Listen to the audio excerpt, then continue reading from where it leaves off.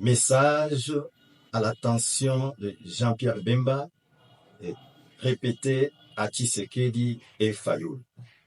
Nous, membres de l'Organisation mondiale de la swahilophonie ou Swahili, tenons à rappeler que votre parcours s'est bâti dans la barbarie, le gangstérisme et l'impolitesse.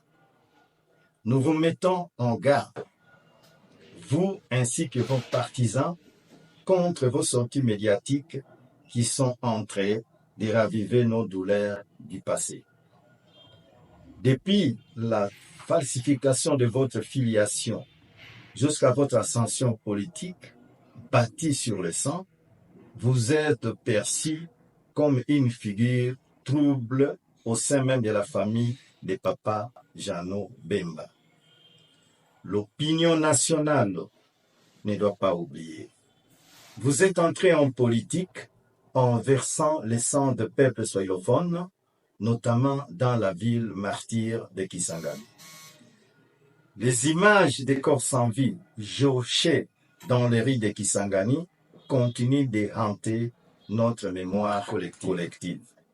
Et pourtant, à travers le sang des nôtres, le Congo vous a élevé jusqu'au rang de vice-président de la République. Ironie du sort, vos actes de grande barbarie vous ont même valu le surnom d'Igwe, roi du Congo, selon les compatriotes de l'Ouest de la RDC. Monsieur Tshisekedi Bemba et Fayoul, vos sorties médiatiques, empreintes d'un mépris diabolique, viennent de lever le voile sur une réalité inquiétante. Une coalition entre les leaders de l'Ouest et du centre de la RDC, construite non pas sur un projet national, mais sur l'anéantissement ciblé des swahilophones.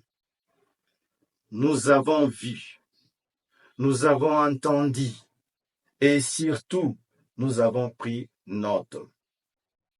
Votre mot d'ordre, Baswahili lisusu tena pouvoir, fait écho à une rhétorique régionaliste dangereuse qui ne vise rien d'autre que la fracture de notre nation.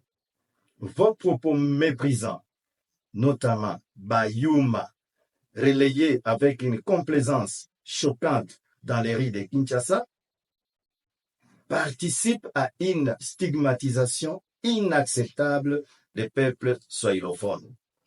Ces discours diviseurs, loin d'unir notre pays, en préparent la désintégration. La RDC est unie non par ses langues ou ses origines régionales, mais par son peuple dans toute sa diversité.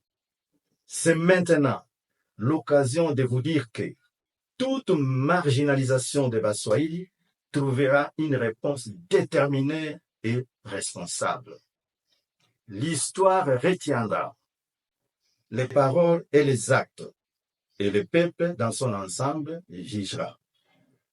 Monsieur Bemba, comme vous continuez par vos sorties médiatiques virulentes de rouvrir nos blessures profondes aux grandes dames de la population de l'Est, nous vous informons solennellement que nous préparons une réaction de grande envergure le 30 juin, journée de commémoration de l'indépendance de la République démocratique du Congo.